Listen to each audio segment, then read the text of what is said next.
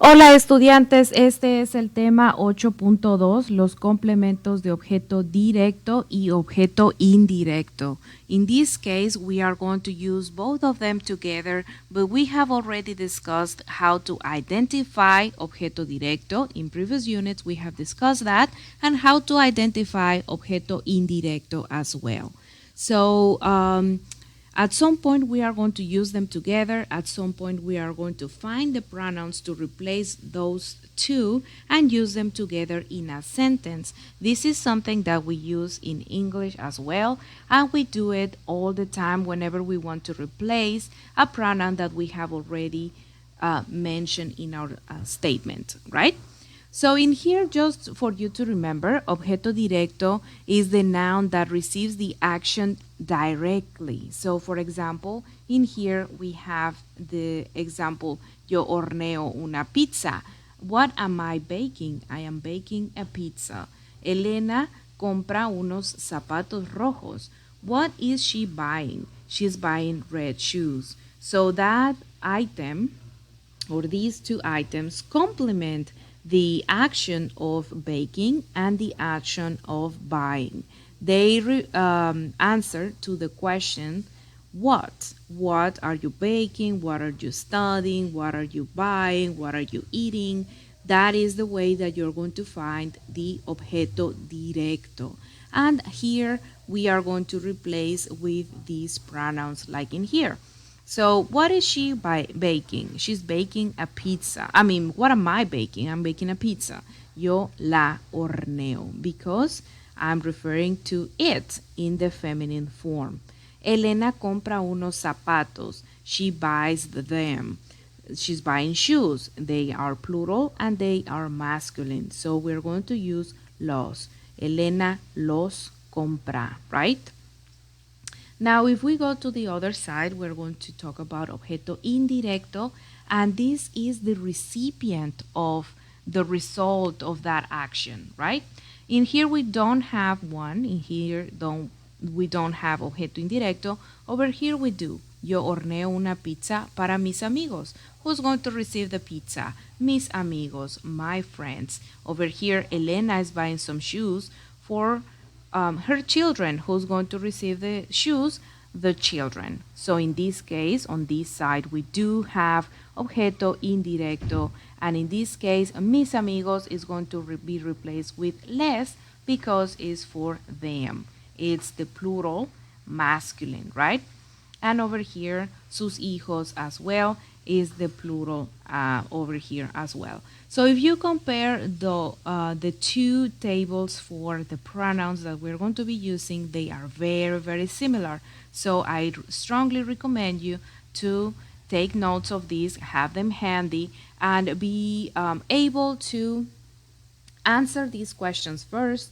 So you identify the objeto directo, and then you replace with one of these pronouns, and then you answer to this question as well, and replace with one of these pronouns over here, because we're going to use them together.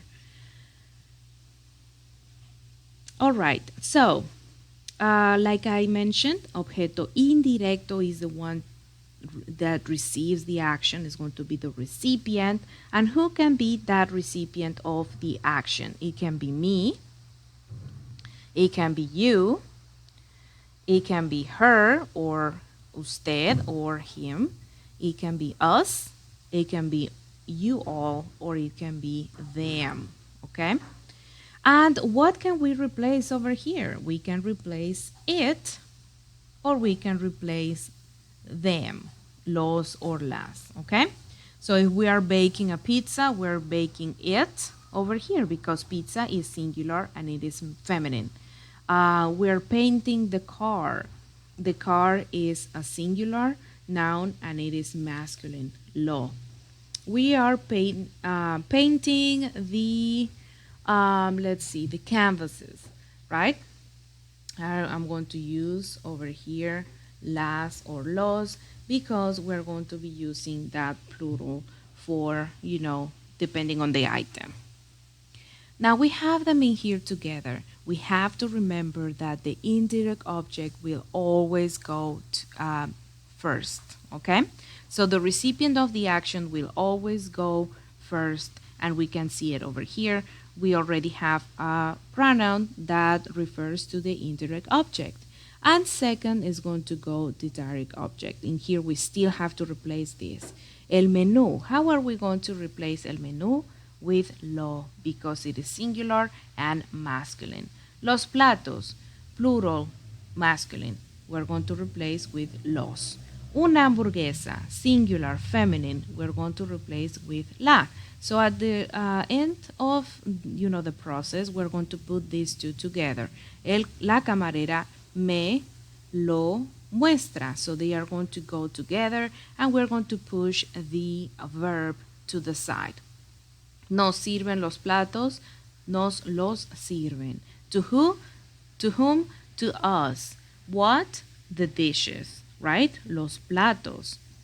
And put it together, we are going to have nos los sirven. We pushed that verb a little bit to the side.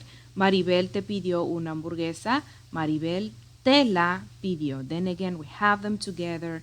One is going to refer to the indirect object, so the recipient of the item.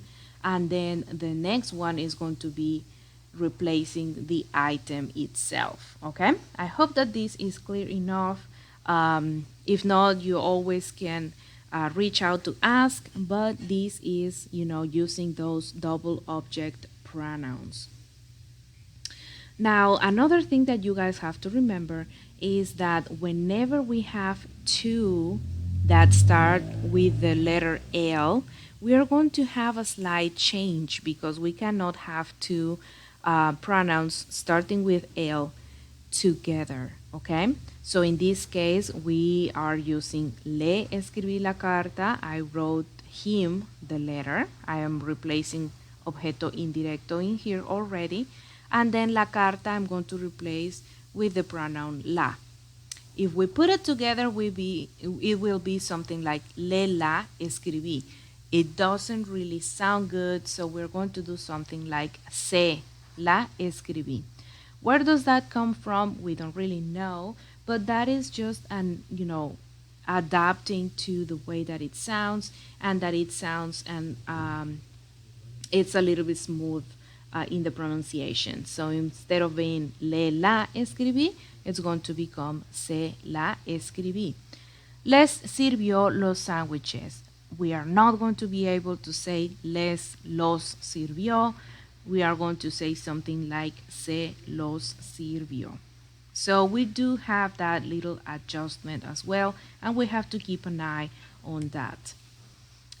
If you want to clarify, if you want to specify and make an emphasis on who you are talking about, who is receiving the action for the indirect object, we can also emphasize, and instead of replacing just adding the extra step of mentioning who you are talking about, and in this case you can say something like Carlos se lo vendió a ella, okay? It will be fine if you say Carlos se lo vendió. That's totally fine. Se lo, se means to her, and lo, we're talking about the sombrero, it. But you can also say a ella just to emphasize or clarify, because sometimes the pronouns are used for him and her as well. So just to specify, we can say a ella or a usted, a él, just to clarify that is him and not her. And here we have some other examples. Sometimes we can even place it at the end altogether. So just look at these examples. You do not have to, get so overwhelmed with all the single ways that we have, but I want to introduce you this way because you will see it, and I want you to know that this is also an option. So focus on putting them together. Focus on putting one and the other one together. Remember, the indirect object always goes first, the direct object comes after, and this is going to answer to the question to whom, and this is going to answer to the question what. So pay attention to this example. Mi abuelo me lo está leyendo. Mi abuelo my grandpa is reading me a story, okay? Lo está leyendo, or a book. So lo will replace a book. Me is going to replace to me. Mi abuelo me lo está leyendo. My grandfather is reading it to me. El camarero se los va a servir. El camarero is going to serve them to the people at the restaurant, right? So se is going to replace the people at the restaurant who are the recipients, and then los is going to replace the dishes that the waitress is serving. So that is how we are going to identify both objeto directo y objeto indirecto, and that is also how we are going to put them together. I just wanted to come back to this slide. Make sure that you respond to the question what to find objeto directo. Make sure you respond to the question to whom or for whom to find objeto indirecto. Make sure that you look at the pronouns that go with objeto directo and objeto indirecto over here, and who we are referring after you have found it, right? And that is how we're going to put them together. This is going to go first, and this is going to be second. And if we have to, starting with L together, we do have to make an adjustment. So pay attention to that, take notes, stop at any point that you want to take notes, and watch these as many times as you need. This is a little bit, more complex than other grammatical points. So I hope that this is clear for you. And if not, you can always reach out with questions.